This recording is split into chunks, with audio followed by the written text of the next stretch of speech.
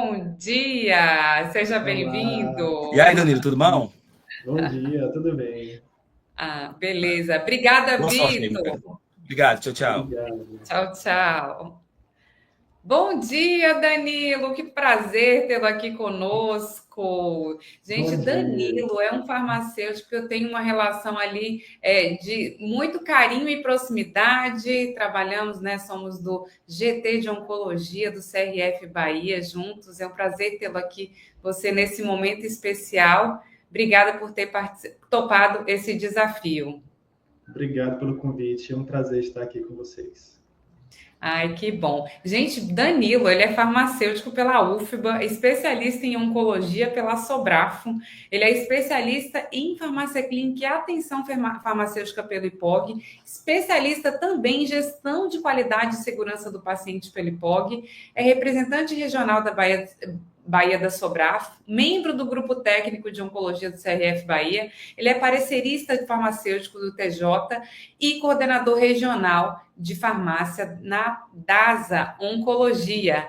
Danilo tem muita experiência e vocês podem aproveitar. Eu já tive a oportunidade de assistir uma das palestras dele, então é uma palestra super prática, conforme nosso propósito de ser, que não é só teoria, teoria na realidade, no que se faz um farmacêutico ser diferenciado, sem aquelas condições tradicionais, só falam, falam, falam e não demonstram a prática. Então, Danilo, ele tem excelentes abordagens aí para vocês. Deixem as dúvidas que ao final a gente vai discutir.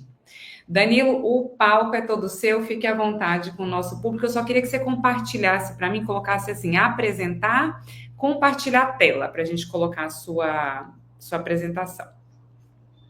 Tá bem.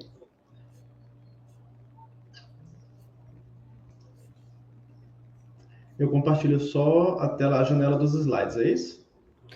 Você vem apresentar, compartilhar a tela e Aí tem compartilhar. separador do Chrome, janela e ecrã inteiro. É ecrã inteiro seria?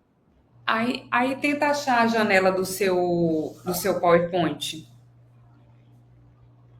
Acho que tá vindo. Pronto.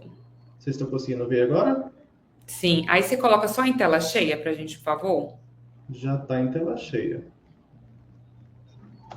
Não entrou tela cheia, né? Então, tenta colocar inteira. Eu vou remover, aí você coloca de novo inteira para ver se vai.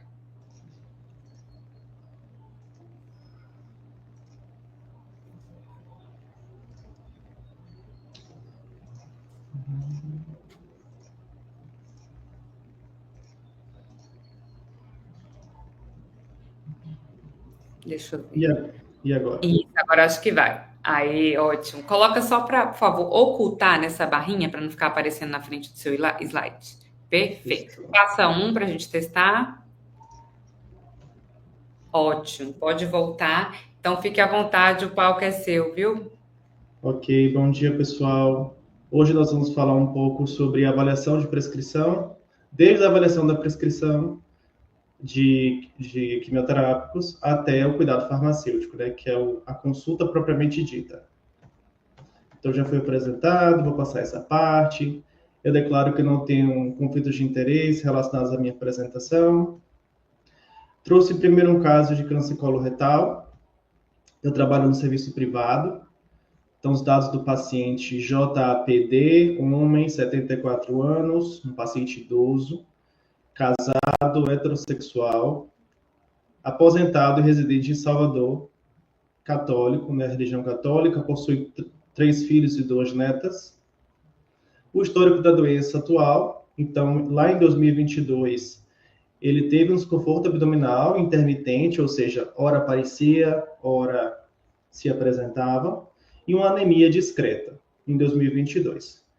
Nesse momento, ele procurou o hematologista, foi prescrito um suplemento de ferro, uma anemia ferropriva discreta, e esse paciente ele perdeu o segmento. Não continuou a investigação dessa anemia discreta. Só em 2024, ele precisou fazer um internamento com dor abdominal mais frequente, fez uma colonoscopia, e essa colonoscopia revelou uma lesão ulcerada em seco. O seco é essa porção inicial do intestino grosso, então eu trouxe aqui a imagem para vocês se localizarem anatomicamente. E após a detecção da lesão ainda do internamento, foi necessário fazer uma colectomia, que é a retirada dessa porção do intestino grosso. Então, ele fez uma colectomia direita e linfadenectomia com cirurgião oncológico. Por que é necessário retirar os linfonodos regionais? Esses linfonodos, eles são uma estrutura anatômica onde é possível disseminação do tumor para outras partes do corpo. Então, quando o médico retira tanto a lesão quanto os linfonodos regionais, ele está reduzindo a possibilidade de metástase à distância. Então, por isso que, frequentemente, quando se retira a lesão, se retira os linfonodos sentinelas ou regionais. Essa lesão foi retirada e foi enviada para a anatomia patológica, que revelou o adenocarcinoma de cólon mucinoso estágio 3, ou seja, um estágio avançado. Quando a gente fala em estadiamento oncológico, a gente traz os estágios de 1 a 4, sendo o 3 considerado um estágio avançado de doença. Ainda em abril de 24, ele fez uma ressonância magnética de crânio e a tomografia de tórax e abdômen, exatamente para avaliar via imagem se já existia uma lesão à distância, se já existia metástase. Ainda em abril, ele fez a primeira consulta com o oncologista clínico e foi antes de iniciar o tratamento, foi enviado para avaliação do cardiologista, do nefrologista, o geriátrica e o endocrinologista. Por que tantos especialistas para avaliar o início desse tratamento? Porque esse paciente ele tinha múltiplas comorbidades. Então, para iniciar o tratamento oncológico, que é um tratamento de risco, é necessário que outros especialistas deem um aval ao oncologista para que ele comece o tratamento. Então, todos os especialistas precisam estar cientes dessa nova etapa terapêutica desse paciente. Em junho desse ano, ele iniciou o primeiro ciclo do protocolo CAPOX, com acesso periférico. O protocolo CAPOX, em oncologia é muito comum a gente ver essas siglas, porque são conjuntos de medicamentos. Então, a gente usa as siglas para facilitar a comunicação. Então, o CAPOX é uma união de dois medicamentos, que é a capecitabina e a oxaliplatina. Quando o paciente está exposto a medicamentos que são irritantes vasculares, é adequado que ele utilize um acesso central. É um acesso mais resistente, ao invés de fazer por via periférica, que é aquele acesso comum que a gente utiliza, nós que não somos pacientes oncológicos, utilizamos nos hospitais. Então, o PIC é um acesso central com inserção periférica. É isso aqui que eu estou falando. Quando a gente fala de um acesso periférico, o acesso se restringe a esta porção. O acesso central, no caso do PIC, a inserção é periférica, por uma veia periférica, mas essa cânula chega até um vaso central. Então, esse é o modo de acesso ao tratamento mais seguro para esse paciente. Se ele fizer o tratamento exclusivamente pela via periférica, existe aqui uma chance de lesionar essa veia que é menos calibrosa do que essa veia central. Então, o paciente ele começou com a via periférica porque tinha receio do procedimento para a colocação do PIC e depois ele foi convencido à instalação do PIC já no terceiro ciclo. Então, ele começou o tratamento 60 dias após a suspeita diagnóstica, o que é um privilégio para os pacientes do sistema privado. No sistema SUS, infelizmente, os pacientes demoram mais do que isso, 90, 120 dias para começarem seus tratamentos. Antecedentes médicos desse paciente, então, como eu disse anteriormente, é um paciente polimedicado, ele tem diabetes mellitus 2, utiliza dapaglifosina, linagliptina, hipertensão arterial sistêmica, usando bivolol, dislipidemia, utilizando rosuvastatina, uma vez ao dia, essa anemia ferropriva de longa data, utiliza o bisglicinato ferroso, doença do refluxo gastroesofágico, utilizando pantoprazol, e uma insuficiência renal crônica, não passível de hemodiálise, então o que a gente chama de insuficiência renal crônica conservadora, Então, ele não utiliza a farmacoterapia, apenas faz acompanhamento. Mas ela não é avançada o suficiente para necessitar hemodiálise. Então, é um paciente que já começa o tratamento com um déficit renal. É um paciente que não tem histórico de alergias nem reações adversas a medicamento. O registro admissional da enfermagem, então, no primeiro ciclo, a enfermeira recebe esse paciente e faz um registro admissional. Então, ele chega deambulando, ou seja, andando, com sua esposa, lúcido, orientado, afebril, hemodinamicamente estável, ou seja, frequência cardíaca e pressão arterial normais, sem edemas, refere apetite, dejeções e diurese sem alterações, sono preservado. Paciente realizou curativo no dia anterior, nega queixas no momento. Ou seja, ele foi admitido bem, sem queixas significativas. Aqui tem os exames pré-tratamento dele. Esses exames a gente chama de baseline. É o que a gente chama de linha de base. Toda vez que o paciente vai começar o tratamento oncológico, primeiro ele faz exames laboratoriais para a gente entender como é que ele estava pré-tratamento e como é que ele vai ficar pós-tratamento. Inclusive para a gente detectar se o tratamento oncológico está gerando ou não reações adversas de anormalidades laboratoriais. Então, o paciente que já foi admitido com uma anemia discreta, uma hemoglobina de 9,6, uma ureia um pouco elevada, 66 de ureia no último exame, e uma creatinina aí já acima. Desde maio, essa creatinina já vem alterada por conta da insuficiência renal crônica que ele já tem. Demais exames normais. Tem a primeira prescrição de Capox, então ele já começou com uma redução de 20% na oxaliplatina, por conta das comorbidades. Então, quando é um paciente que tem muitas comorbidades, o médico fica receoso de iniciar o tratamento com uma dose cheia, então começa com dose reduzida, independente de comorbidade, para ver a tolerância, e essa dose ele pode subir ao longo do tratamento.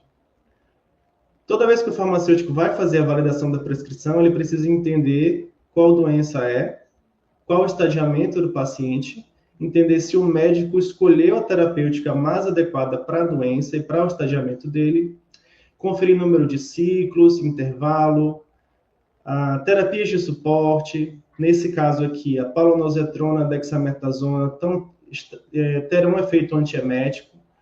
Esse é um tratamento com potencial emetogênico moderado, ou seja, a chance de causar êmese é moderada, então a gente precisa fazer uma profilaxia, e o farmacêutico, quando faz a validação da prescrição, ele precisa ter esse entendimento do que é que eu preciso de terapia de suporte. E os quimioterápicos, nesse caso, são a capecitabina, que é um medicamento oral, e a oxaliplatina, que é injetável. Então, nesse caso aqui, ele começou com 20% de redução de dose para a gente avaliar a tolerância. Além disso, as hidratações precisam estar presentes, tanto a hidratação quanto o soro para a punção do acesso. Então, todo esse entendimento o farmacêutico precisa ter para validar aquela prescrição.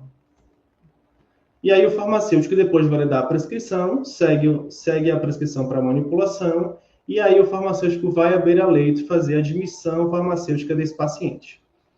Então, na evolução do primeiro ciclo, o farmacêutico atendeu o paciente para conciliação medicamentosa, refere que o paciente não tem queixas, ele já começou o tratamento com medicamento doado pelo médico, porque ele ficou receoso do convênio não autorizar a capecitabina, e ele já ia entrar com ação judicial. Então, esses pacientes têm um perfil bem ansioso, então, sem nem saber se o convênio autorizaria o tratamento, ele já se antecipou em ação judicial, pegou doação com o médico para iniciar o tratamento. Então, um paciente que vem bem carente do ponto de vista mental e a gente precisa acolher. O plano de cuidado para esse paciente. Então, assim como a enfermeira disse, o farmacêutico também atendeu o paciente sem queixas alguma. O plano de cuidado da farmácia é monitorar exames a cada ciclo, e as condutas é orientar sobre os principais efeitos adversos. A gente entrega material orientativo, eu vou mostrar mais à frente, porque a capecitabina, que é um medicamento oral, tem uma posologia complexa. Então, para a gente garantir que esse paciente vai tomar corretamente, A gente precisa entregar, além de falar verbalmente, entregar um material escrito para esse paciente se orientar em casa sozinho. E a gente fazer o monitoramento à distância. E aí o farmacêutico faz uma revisão, se o paciente entende os principais efeitos adversos, a gente entrega o material educativo, reforça as profilaxias em casa e atende o paciente a cada 21 dias, que é o retorno dele. Aqui é o material de orientação farmacêutica, então tem um modo de uso da capecitabina, os sinais de alerta, ou seja, as principais reações adversas que esse paciente pode ter. Então, ele precisa estar ciente, saber detectar, a depender do grau, saber que ele precisa ligar para a equipe para entender se é uma reação muito extrema, ele precisa hospitalizar, ou ele precisa retornar em consulta mais brevemente. Quais são os cuidados com o armazenamento, os contatos da farmácia, e aqui um termo, uma declaração de que ele foi orientado. Então, a gente entrega esse material, o paciente assina, o farmacêutico assina, a gente digitaliza isso e coloca no prontuário para evidenciar que esse paciente foi orientado sobre todos os riscos que ele pode estar exposto durante o tratamento. E aqui é o calendáriozinho para deixar mais lúdico a forma como ele vai administrar esse medicamento. Então, a gente realmente faz um calendário, coloca a orientação de que ele precisa tomar 3 comprimidos pela manhã, 4 à noite. A data de início, então, esse medicamento ele toma por 14 dias para 7 dias de descanso. E é muito importante que o paciente entenda que ele precisa parar, porque se ele mantiver o uso contínuo, ele pode ter uma neutropenia, uma queda de imunidade importante, ter uma infecção, precisar de internamento, ter uma sepse e ir a óbito por erro de administração. Então, a gente precisa deixar esse paciente bem ciente dos riscos e que se ele entendeu a forma de uso. Então, entregamos o material, entregamos o medicamento, damos alta para esse paciente e lá no terceiro ciclo nós detectamos o primeiro problema relacionado ao medicamento, que é o diagnóstico farmacêutico. O paciente ele cursou com elevação de creatinina e redução do clearance de creatinina. Então aqui tem os exames de baseline. No terceiro ciclo, a creatinina foi de 1,44 para 1,61. Ou seja, se existe aí um aumento na concentração de creatinina plasmática, significa que este rim não está excretando a creatinina. Isso está se acumulando no plasma, ou seja, isso aí é um sinalizador de que a taxa de filtração glomerular está baixa, esse rim está funcionando mal, e esse paciente pode ter uma toxicidade por conta dessa debilidade renal. Para estimar essa taxa de filtração glomerular, existem inúmeras calculadoras gratuitas na internet. Essa é a mais famosa, a Nefrocalc. Ele utiliza a fórmula de Calcroft-Gault para poder fazer esse cálculo. A gente coloca o gênero do paciente, idade, peso, a creatinina, que é 1,61, e a gente chega num clearance de creatinina de 42,8, é um clearance baixo. Então, quando eu calculo esse clearance, eu constato que existe aí um problema de segurança, uma sobredose de capecitabina, porque o médico não levou em consideração essa debilidade renal e não reduziu as doses, que é o adequado, para evitar uma toxicidade desse paciente. E aí o farmacêutico intervém pedindo uma redução da dose de 3.500 para 3.000 miligramas dia, ficando 3 comprimidos manhã e noite. E assim o médico fez. Aqui está a prescrição inicial. Ele usava 3.500. No terceiro ciclo, ele passou a usar 3.000. Então, o médico aceitou a intervenção do farmacêutico e reduziu essa dose. Aqui está a evidência que a gente utilizou para embasar a nossa intervenção. Tem aqui uma base up-to-date, é uma base paga, mas existem outras bases gratuitas que eu vou mostrar também. Aqui no up-to-date é a base que a gente utiliza lá no serviço. Então, para um clearance de 30 a 50, esse paciente estava com 42, se recomenda administrar 75% da dose, ou seja, fazer uma redução de 25%. E foi exatamente isso que a gente pediu ao médico que fizesse. Aqui está a bula do medicamento, ele traz a mesma informação. Então, é uma fonte gratuita, a bula. lá no bulário da Anvisa. Uma outra base, que é o drugs.com, também traz a mesma informação, que disfunção renal moderada, também reduzir 25%. Então, não é porque eu não tenho acesso a fontes famosas e pagas, como UpToDate, que eu não posso fazer cuidado farmacêutico. Então, nós temos fontes gratuitas, que também são de qualidade e que estão à disposição de todos. E quais são os desfechos clínicos até o momento? O paciente ele conseguiu finalizar os 4 ciclos que estavam previstos para ele.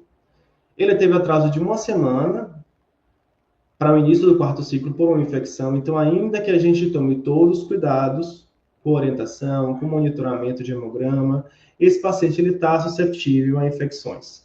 É de praxe no tratamento citotóxico que esse paciente tenha infecções durante o tratamento. Então, por isso, você tem que estar bem ciente que ele precisa avisar a equipe sobre qualquer intercorrência.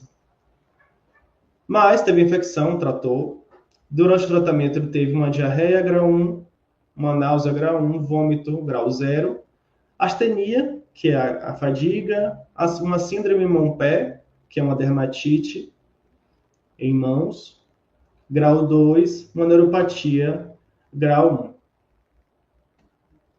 1. Ele teve melhora da disfunção renal após finalização da terapia e ele está em remissão. Ou seja, a gente não tem manifestação nem clínica, nem radiológica da doença oncológica. Não significa que ele está curado, significa que ele está em remissão. Ele precisa ser monitorado mesmo após o fim do tratamento para a gente entender se essa doença voltou ou não. Então, de tempos em tempos, esse paciente precisa fazer exame radiológico para avaliar se houve crescimento tumoral novamente, ou na região previamente detectada, ou numa região nova, no caso de metástase.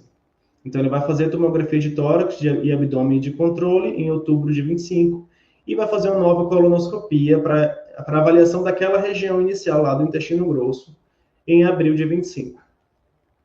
Então, o paciente que conseguiu concluir o tratamento bem, se não fosse a intervenção da farmácia pedindo redução dessa dose, esse paciente poderia ter tido uma infecção pior e ter tido um desfecho clínico ruim. Então, por isso, o farmacêutico foi bastante importante nesse caso, no monitoramento desse paciente, pedindo redução de dose ao médico assistente. Agora eu vou trazer um caso para vocês de câncer de pulmão. Paciente DCA, homem, 68 anos, em união estável, heterossexual, industriário, aposentado e residente em Salvador. Possui 3 filhos, grande tabagista, um fator de risco enorme para câncer de pulmão, por 45 anos, um maço por dia, porém abstêmio há 3 meses. Etilista social, histórico de câncer na família extenso, né, irmão com câncer no sistema nervoso central aos 30 anos, pai com câncer de fígado aos 52, filho com linfoma de Hodgkin aos 23 anos.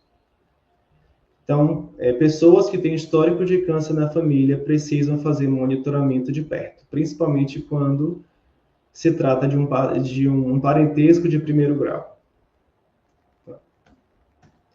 A história da doença atual: em março de 23, ele apresentou desconforto em região lombar e tosse, foi atendido numa UPA, sendo prescrito o xarope expectorante, seguindo de investigação por tomografia de tórax. Esse paciente demorou mais de 6 meses para fazer sua tomografia de tórax. Quando fez, o resultado foi extensa consolidação em lobo superior direito e lesão escavada apical. O que é tudo isso? Vou explicar de forma mais minuciosa. Então, lesão em lobo superior direito é essa porção do pulmão. Extensa consolidação. A consolidação são essas imagens esbranquiçadas na tomografia de tórax. Quando a gente vê uma lesão esbranquiçada na tomografia de tórax, significa que o ar foi substituído por algum outro material. Pode ser exudato, pode ser célula tumoral. Então, uma imagem branca no pulmão, essa consolidação não é um sinal normal. E uma lesão escavada, que tem esse sinal de cavidade, também é um sinal ruim. É um sinal inespecífico de neoplasia. Então, o paciente que apresenta uma lesão com essa característica precisa fazer um exame mais aprofundado para entender se trata de um câncer de pulmão ou não. E foi exatamente o que foi feito para esse paciente. se viu essa lesão suspeita e partiu-se para uma investigação mais profunda, através de broncoscopia. A broncoscopia, o médico, por sedação, insere um broncoscópio pela boca desse paciente. Essa cânula passa pela traqueia e chega até os pulmões. E o médico consegue visualizar o interior do pulmão através dessa câmera. Se ele identifica algum tipo de lesão, essa lesão é retirada, foi o que aconteceu com esse paciente, e injetado soro por essa cânula também, fazendo uma lavagem dos alvéolos. Esse lavado ele é recolhido também e levado para a citologia. Então, aqui são 2 exames complementares. Fez a broncoscopia, tirou um pedaço da região e extraiu o lavado broncoalveolar para a citologia. A anatomia patológica, então, carcinoma de não pequenas células, é um tipo histológico de câncer de pulmão. Então, e a citologia do lavado broncoalveolar negativo para células neoplásicas. Mas, assim, o mais importante é a anatomia patológica.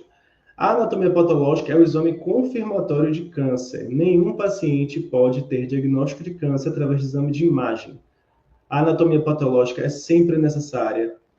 Ela é tão necessária que os convênios não liberam os tratamentos se a clínica não apresentar o anatomopatológico do paciente. Então, gravem isso. Não existe diagnóstico oncológico sem anatomia patológica. Em agosto de 24, ele passou pela primeira consulta com o oncologista. Foi prescrito, então, um PET-CT, uma ressonância magnética de crânio. O PET-CT é uma tomografia especial, utilizando medicamento radioativo. Então, o paciente é injetado um radiofármaco nesse paciente e, através desse tomógrafo especial, são detectados tecidos com alta capacidade metabólica. Em geral, tecido oncológico. Então, células que estão crescendo de forma estão em intensa atividade mitótica, elas vão captar mais esses radiofármacos que são vistos nesse PET-CT. Então, com a anatomia patológica e o exame de imagem, foi firmado o diagnóstico desse paciente, né? O CID C37, C34, que é o câncer de pulmão, estágio 3, também um estágio avançado. Na classificação TNM, T3N2M1, ou seja, já existe aí uma metástase à distância. Então, M1 significa que existe metástase. Então, câncer avançado com metástase já avançado. Em outubro de 24, ele realizou a PET-CT, como eu falei, com expressão metabólica em lobo superior direito. Lembram que a primeira lesão da radiografia foi no lobo superior direito? O PET-CT confirmou. E os linfonodos regionais também expressos no PET-CT. Ainda em outubro, ele retornou com exames de estadiamento, porém também com um nódulo de 3 centímetros em região submandibular esquerda. Esse nódulo ele foi investigado, mas o médico não quis esperar a investigação final e tratou a causa mais importante, que era o câncer de pulmão. Então, nesse momento, foi prescrito para ele a quimioterapia e a imunoterapia. Em fevereiro, o médico liberou o tratamento, prescreveu o PAF, que é a punção em agulha fina, para a investigação desse nódulo submandibular, e liberou a quimioterapia para o câncer de pulmão. Nesse momento também foi visto o PDL1, positivo em 20%. PDL1 é um marcador tumoral. A imunoterapia ela só pode ser prescrita se o exame do marcador tumoral der positivo para o PDL1. Então, em fevereiro de 24, o paciente fez o primeiro ciclo de carboplatina pemetrexed, que é a quimioterapia clássica, com o pembrolizumab, que é a imunoterapia. Ele demorou 90 dias desde a suspeita diagnóstica até o primeiro ciclo. Antecedentes médicos desse paciente, sem comorbidades, sem uso contínuo de medicamentos, nega histórico de reações adversas, o registro dimensional da enfermagem. Ele chega acompanhado da esposa, lúcido, orientado, comunicativo, deambulando sem dificuldade, corado, hidratado, anictérico, acianótico, hemodinamicamente estável, sem edema, pele íntegra com turgor e elasticidade mantida. Padrão de sono e eliminações presentes. Ou seja, o paciente chega para tratar sem nenhuma queixa. Então, ainda que o paciente tenha câncer estágio avançado, não necessariamente ele tem manifestações clínicas da doença. Os 2 casos que eu apresentei aqui, os pacientes chegaram sem sintoma nenhum. Para provar para vocês que o câncer é uma doença silenciosa, em muitos casos. Então, é necessário rastreio, é necessário investigação, diagnóstico inicial, para que a gente tenha mais sucesso possível. Aqui está a prescrição desse paciente. Em azul, é o tratamento de suporte. Então, a carboplatina é um medicamento com potencial emetogênico. Lembra que eu falei? Potencial emetogênico, chance alta de causar êmese. Então, a gente precisa prevenir isso. Neste caso, como o potencial emetogênico é alto, eu preciso de 3 medicamentos para prevenir isso, que é o fosaprepitanto, a dexametasona e a ondansetron, e a quimioterapia, a carboplatina, o pemetrexed e o pembrolizumab, que é imunoterapia. Novamente, o farmacêutico, para validar essa prescrição, precisa entender que doença é essa, que paciente é esse, quais comorbidades, esse tratamento é indicado para esse estágio de doença, e além de conferir todo o restante, número de ciclos, intervalo, as diluições, os tempos de infusão, a necessidade de filtro. Então, o farmacêutico tem que ter conhecimentos tanto clínicos quanto farmacotécnicos para poder validar essa prescrição com segurança e fornecer um tratamento seguro para esse paciente. Os exames de baseline, que são essenciais para a gente avaliar como é que estava esse paciente antes do tratamento.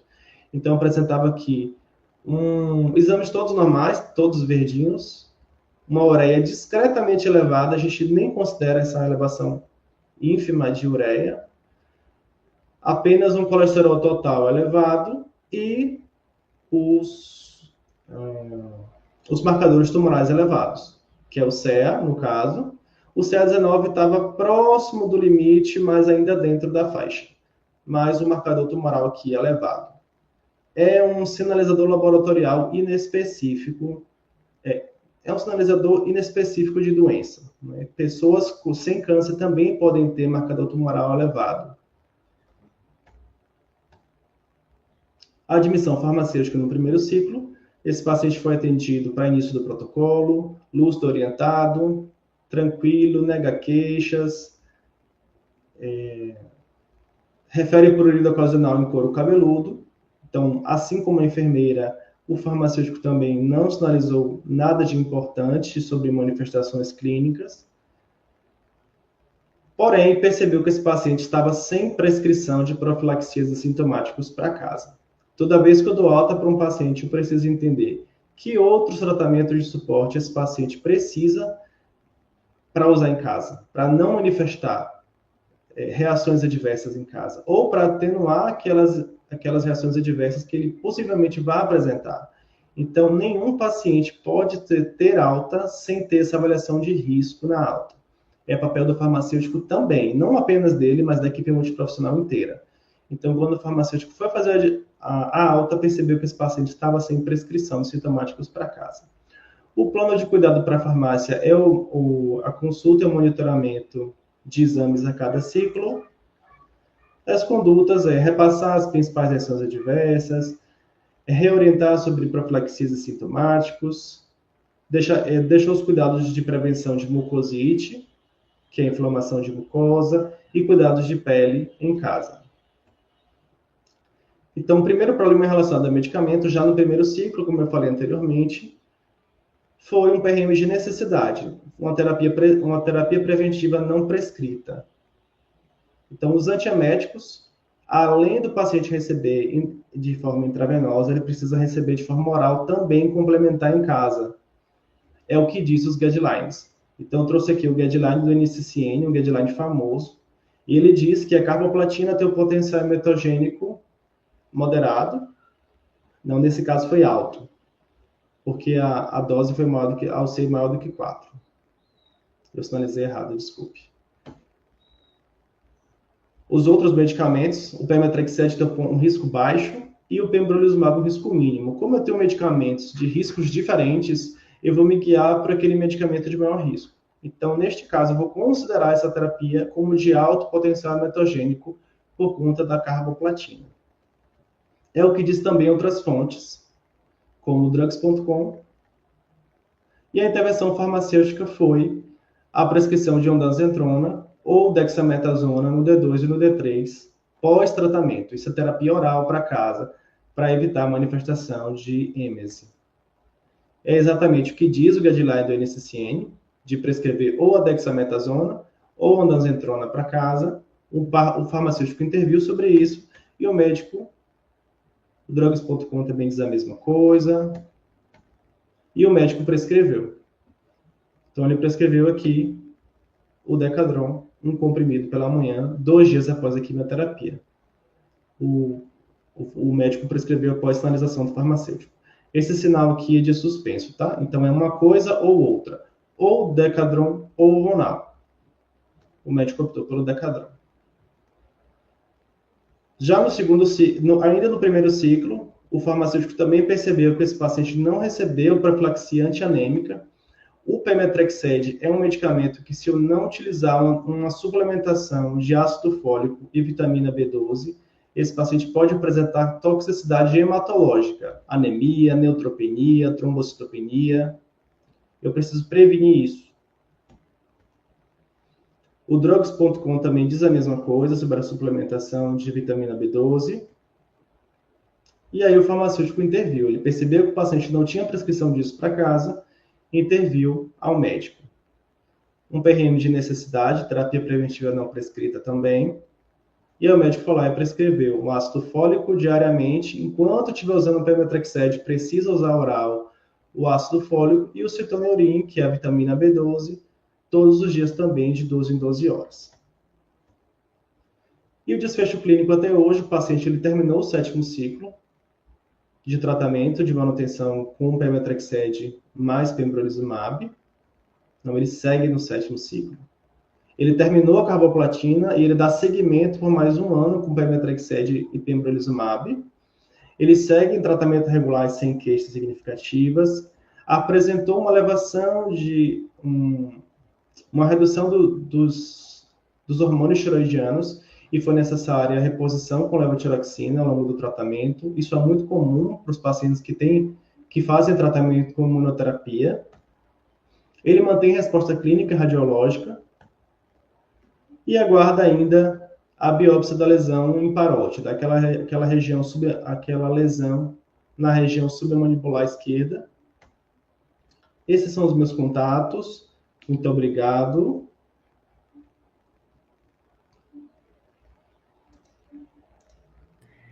Que apresentação maravilhosa, eu não tinha dúvidas, gente. Muito prática. E outra, gente, Danilo tá aqui doente. Você vê que ele tá, olha, com a voz chega fanha, mas com tudo isso não importou, que ele trouxe o melhor dos conteúdos para vocês. Obrigada por essa apresentação que mostra a vida real de um farmacêutico oncológico, que mostra a realidade de um serviço que é um serviço de referência, o que você é gestor da DASA, mas, como você mesmo demonstrou, não é preciso ter as melhores ferramentas e as mais caras. Então, o Danilo mostrou na prática que qualquer farmacêutico pode fazer acompanhamento ao seu paciente, dando muita qualidade de vida. Olha que intervenções importantes, antiemético, olha a qualidade de vida sendo agredida se esse paciente não sai da quimioterapia com seu medicamento para casa. Então, Danilo, parabéns pela sua apresentação. Tem muitos elogios aqui, tá? Incrível! Danilo é o melhor. Tivemos também nossa amiga Elis, apareceu por aqui.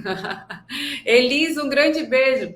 Danilo, excelente exposição do caso da capecitabina, relevante demais para todos que atuam na clínica oncológica, parabéns. Então, excelente palestra, muitos elogios aqui, parabéns, obrigada pela exposição. E vamos para algumas perguntinhas.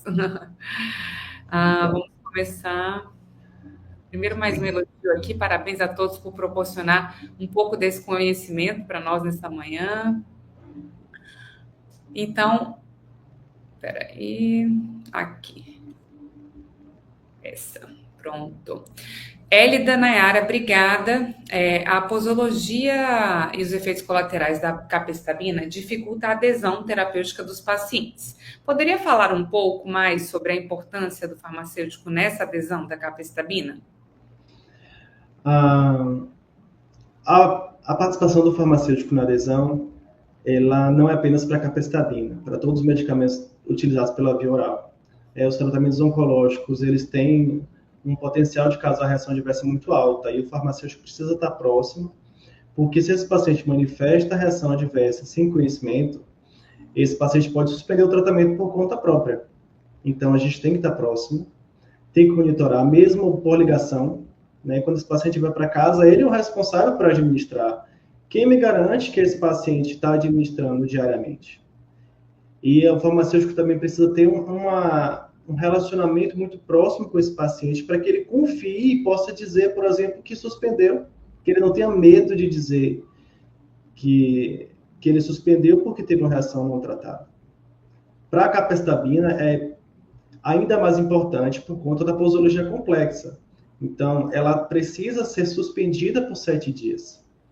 Então, todo medicamento que tem uma posologia mais complexa, a gente precisa, inclusive, entregar material orientativo para casa, para garantir que esse paciente entendeu que ele vai administrar certo.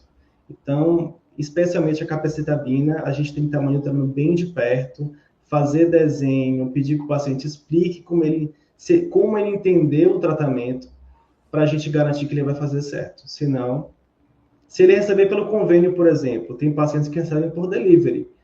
Quem diz que vai orientar é o convênio. Então, se esse paciente não é bem orientado, ele segue usando a capecitabina sem parar. E esse paciente está em extremo risco aí de imunidade. Maravilha, muito bom. Mais uma pergunta da Hélida. O pembrolizumab é um medicamento de alto custo e no SUS ele é judicializado. Ele possui eventos adversos consideráveis para o estado geral do paciente? Sim, as reações adversas são imunomediadas. Então, nós temos alterações tiroidianas. Então, por isso, no caso que eu trouxe, esse paciente, ele precisou fazer reposição com levotiroxina. Esse paciente pode ter hepatite imunomediada. Então, pancreatite imunomediada. Então, esse paciente ele precisa fazer monitoramento laboratorial constante para a gente avaliar algum tipo de reação adversa. Tem que monitorar de perto também. E realmente o custo dele é altíssimo. No SUS é muito alvo de judicialização. Eu vejo isso pelos casos que chegam a mim pelo Tribunal de Justiça. Eu faço parecer para ajudar os núcleos de avaliação, os NAT-JUIZ, a fazer o juiz entender que esse paciente precisa realmente dessa imunoterapia em alguns casos, mas ainda o acesso é uma coisa bem difícil. Muito importante, certo? Agora, Flávia, o senhor tem... Obrigada, Flávia, pela participação. O senhor tem preferência de ondansetron e dexametasona pela sua prática? Não. A gente precisa avaliar o paciente. Por exemplo, se for um paciente diabético, a gente vai preferir ondansetron, porque os corticoides eles podem desbalancear aí a glicemia desse paciente. Mas, como o tempo é curto e a dose é baixa, acaba que tanto faz. Mas se eu tivesse que optar, em alguns casos, pelas comorbidades, eu optaria pela ondansetrona do que a dexametasona. Maravilha. E só complementando a informação que o Danilo trouxe, Flávia, a dexametasona, por exemplo, tem essa condição com diabetes, mas tem alguns protocolos que ela é necessária, né? Por exemplo, você vai fazer um protocolo de docetaxel, ela é prevista antes, então aí vai entrar na balança custo-benefício. Então, esse paciente tem que ser acompanhado mais de perto, as comorbidades. Então, nunca é uma receita de bolo, né? Nós, da oncologia, a gente sempre fala isso, né? O tratamento sempre é individualizado, não dá para colocar aquele medicamento como o tiro de prata, né? Bala de prata que vai acontecer tudo de bom, não. Sempre vai ser muito individual. E os próprios guidelines, eles não trazem preferência. Eles colocam como equivalentes. Aí você, avaliado na clínica do paciente, nas comorbidades que ele tem, vai optar por um ou por outro, baseado no perfil de segurança também de cada medicamento. Exatamente. E a Roberta, ela também perguntou: vocês dão auto-orientada com cartilha reforçando orientações do manejo? Sim. Existe lá na minha instituição, a gente tem uma vez por semana um evento que a gente chama de DAS Acolher. Então, a gente pega todos os pacientes, início de tratamento, leva para o auditório, explica a equipe multiprofissional inteira sobre os cuidados que esse paciente precisa ter durante o tratamento oncológico. Então, vai médico, enfermeiro, farmacêutico, nutricionista e psicólogo, e vai fazer a primeira orientação para esse paciente sobre cuidados gerais durante a terapia antineoplásica. A gente entrega um livrinho sobre os cuidados e entrega para esse paciente. Esse é um momento mais multi, a gente faz abordagens bem gerais, mas na primeira consulta com o farmacêutico, a depender do regime posológico do medicamento, a gente entrega materiais complementares, que foi esses que eu mostrei durante a palestra. Maravilha. Roberta, no meu caso, assim, porque o Danilo, ele já é de uma rede privada que tem alguns diferenciais, claro, pela proposta que é a rede DASA, né? No meu caso, eu trabalho na Marinha, eu também dou essa cartilha que eu não faço nem via sistema, faço no Word mesmo, mas de uma forma que todo paciente de primeira vez passa comigo. Então, faço todas as orientações farmacoterapêuticas e entrego um documentozinho no Word em forma de pergunta e resposta para ficar mais palatável aí para ele compreender. E explico junto com ele o que está escrito. Então, assim, são várias oportunidades que a gente tem de fazer uma orientação de forma segura ao paciente. E às vezes só nos basta ter um Word, um computador e uma impressora para imprimir e o conhecimento que você vai ter, né, dentro do que a gente fala da oncologia, né, um conhecimento sempre constante. Por isso estamos aqui nessa manhã de sábado. Aproveito para reforçar. Quer falar alguma coisa, Danilo? Independente, eu queria só complementar, independente do que você vai utilizar de material, é importante que você não deixe esse paciente sem orientação para casa. Principalmente nos primeiros ciclos, o paciente está mentalmente muito abalado no diagnóstico, você vai falar, mas ele não vai compreender muito bem o que você vai dizer, ele vai perder várias informações, então é muito importante que você entregue o material escrito para casa. Não deixe o paciente sem orientação escrita. E não deixe de fornecer seu contato, porque ainda que você entregue o material impresso, ele vai ter dúvida e ele precisa ter essa porta aberta aí. Maravilha. É por isso, gente, que na nossa pós-graduação nós reforçamos todo esse passo a passo que você precisa para orientar o paciente. E a gente entendeu hoje, com toda certeza, com os 3 palestrantes, que oncologia não é manipulação apenas. Então, existe todo um cenário por trás disso, até chegar e você se paramentar e manipular. Então, olhem quantas atividades que a gente executa fazendo a diferença na vida do paciente. Então, acreditem sempre no potencial de vocês, mas baseado em muito estudo para fazer da forma mais segura possível com o paciente. E conhecer para além do câncer. Os casos que eu mostrei aqui mostram pacientes com várias comorbidades. Então, eu não posso só conhecer sobre câncer, eu preciso, no mínimo, ter noções de abordagens terapêuticas das doenças mais prevalentes. Então, o paciente chega para mim com diabetes, com hipertensão, com dislipidemia. Então, o farmacêutico tem que ter também conhecimento em outras áreas. Não se limitem apenas à oncologia. Vai ser o foco, mas não deixem de estudar outras áreas também. Maravilha, excelente ponderação. Então, a Milena Seles nos pergunta, obrigada pela participação. Pergunta para você, Danilo, no geral, é comum os médicos aceitarem a intervenção farmacêutica ou isso só acontece porque é na rede privada? Caso o médico não acate a intervenção, como o farmacêutico deve proceder? É muito comum os médicos lá na clínica trazer a minha realidade. A gente já tem um serviço de farmácia clínica bem consolidado, a gente tem mais de 10 anos de existência, então os médicos, eles confiam na gente. Então, a gente já tem uma relação de confiança extrema, e aí, geralmente, como a gente intervém baseado em evidência, não tem por que o médico não acatar. A gente já passou daquela etapa de que o médico é o centro da equipe multiprofissional. O tratamento é complexo, a equipe é multiprofissional, então os médicos já estão mais abertos a aceitar as intervenções do farmacêutico. Basta que você embase o que você vai intervir. Então, você precisa ter um conhecimento aprofundado de clínica para você não intervir sobre qualquer coisa. Então, é intervir utilizando a evidência correta, os argumentos corretos e ter proximidade com a equipe. Tudo é a forma de falar, a comunicação que você faz. Você não pode chegar para um médico com uma imagem de estocação do seu erro, porque o médico se sente encurralado com isso. Então, a forma como você comunica também é importante para você obter sucesso e intervir de forma correta. O médico não aceitando, se você entender que o paciente está sob risco, você precisa ir para a coordenação médica e discutir o caso. Ou a sua coordenação de farmácia e conversar com esse médico. Às vezes, o olhar do coordenador traz mais peso para a intervenção do farmacêutico. Então, se você entende que o paciente realmente está sob risco, busque outras rotas de intervenção. Então, conversar com a coordenação, pedir intervenção do coordenador para rediscutir, reabordar em outro momento. Às vezes você não conseguiu agora, mas você pode tentar na semana que vem com um novo exame. O médico pode acatar. Então, é não desistir, se comunicar bem e estar embasado. Maravilha, muito bom. E agora a Jennifer Batista, obrigada pela participação. Associada à intervenção farmacêutica, onde sugere ao prescritor o tratamento dos sintomáticos, você disponibiliza manejo não farmacológico para os pacientes, levando em conta as reações das químios? Deixa eu ler de novo. O manejo não farmacológico, sim, a gente não costuma. No próprio material orientativo, que eu mostrei lá, o formulário de orientação farmacêutica, tem estratégias não farmacológicas também. Lá está escrito, então trago as duas abordagens, a farmacológica e a não farmacológica de forma escrita.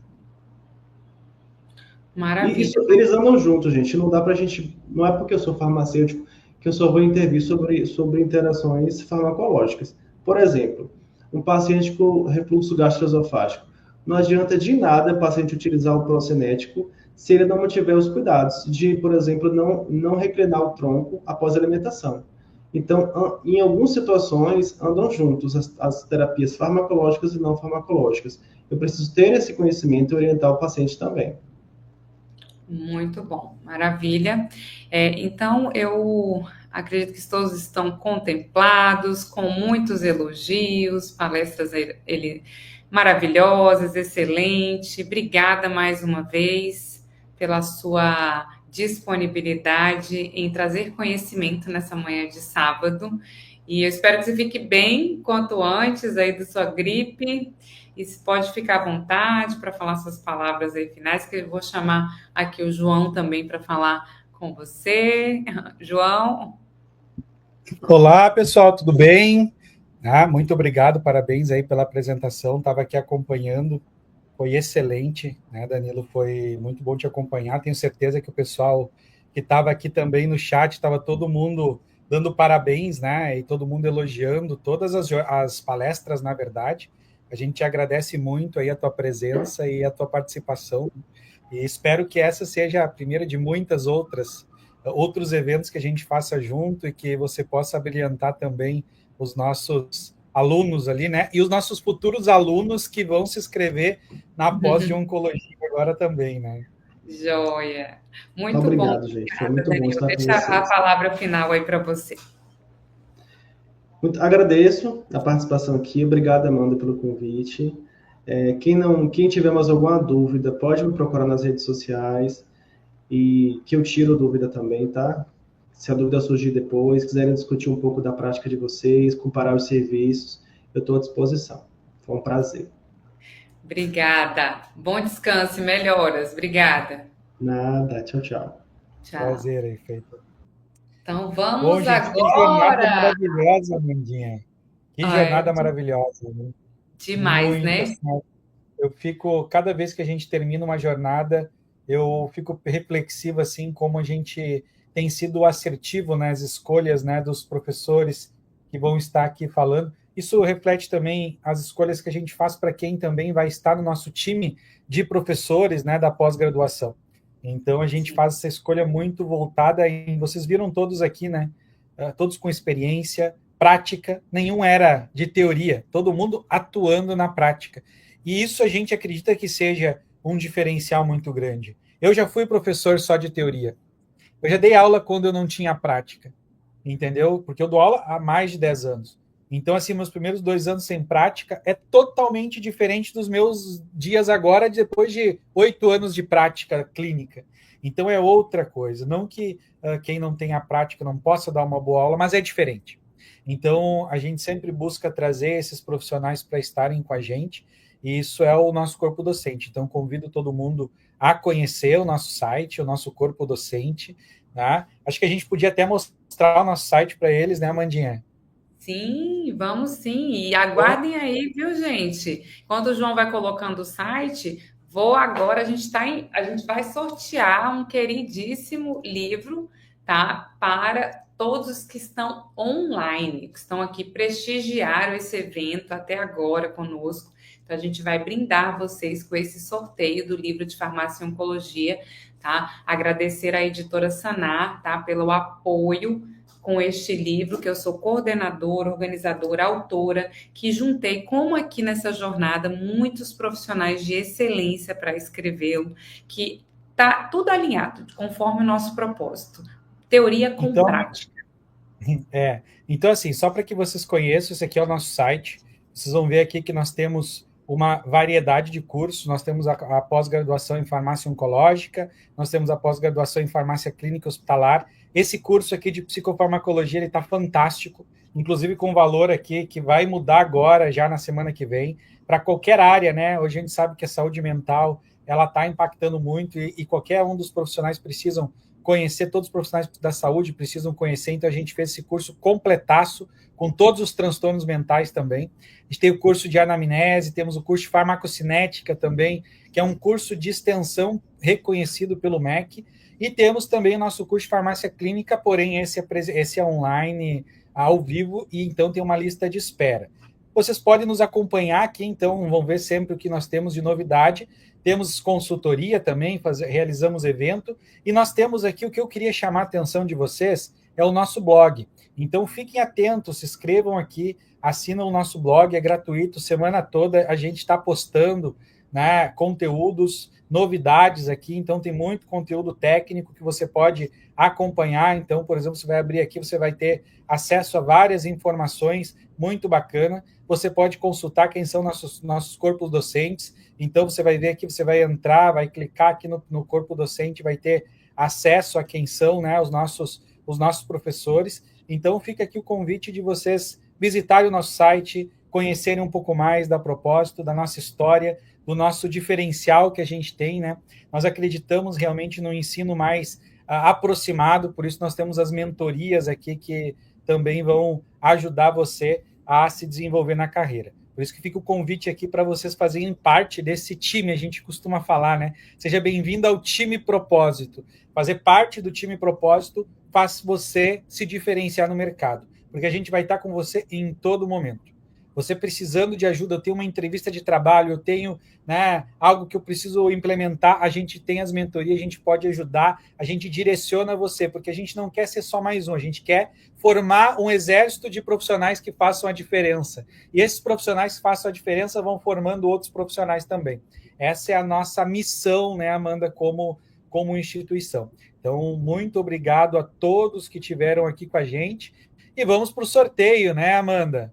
Vamos fazer o sorteio aqui. Para complementar esse diferencial que o João trouxe, gente, nossas mentorias, nossa pós-graduação, a única do Brasil que tem mentorias individualizadas incluídas na mensalidade. Então, você pode fazer... Olha, nós já ajudamos em entrevista de emprego, implantação de protocolo, em se sentir inseguro para iniciar um novo emprego, para entrar no processo seletivo. Então, assim, as mentorias você aborda o que quiser dentro da sua área, dentro do seu profissional, e a gente vai te ajudar a traçar seus objetivos. E, além disso, a pós em farmácia oncológica também tem um diferencial no Brasil todo, que é uma EAD, uma pós-graduação, que você faz no aplicativo, no tablet, no celular, onde quiser, na hora que quiser, sem precisar ficar pegando ônibus, Uber, carro, gastando gasolina para ir para algum lugar. para às vezes não poder ir, levar falta, ou seja, EAD não tem nada disso, você faz no seu tempo, no seu dia, conforme sua rotina, e, além disso, lá no último módulo, depois que você está preparado com todo o arcabouço, o arsenal ali de conhecimento, você vai para a prática, aprender técnicas de manipulação, paramentação, o que é um kit de derramamento na prática, como eu vou utilizar aqueles equipamentos, aqueles materiais, aqueles famosos MATMEDs. Então, isso tudo é uma pós-graduação que muitas vezes, gente, aí vão atrás de outras pós-graduações, todas baratinhas, só tem aula em PDF, não tem prática, não vai te dar segurança, não vai te acompanhar. Então, assim, pondere e aproveitem que a gente está em Black Friday e o preço está realmente, assim, de uma forma enlouquecedora, assim, que a gente não vai repetir aí essa promoção tão cedo. Então, aproveitem esse momento. Perfeito. Vamos fazer o sorteio, então, lembrando que a gente só tem mais 2 vagas para quem se inscrever e ganhar o livro de cara, né? Já vai chegar semana que vem, já vai estar sendo encaminhado o livro para quem se inscrever agora na nossa pós-graduação, beleza? Mandinha, vou fazer aqui o sorteio, e aí no intervalo você explica como funciona, e quando a gente vai dar 1 minuto de tempo, você explica como funciona a prática e os estágios, combinado? Então nós vamos sortear o livro, Amanda, o livro de farmácia oncológica, né? Vamos ver aqui. Exatamente. É o nosso sorteio de hoje. Lembrando, deu o número 105. Estou enxergando aí que o número sorteado foi o número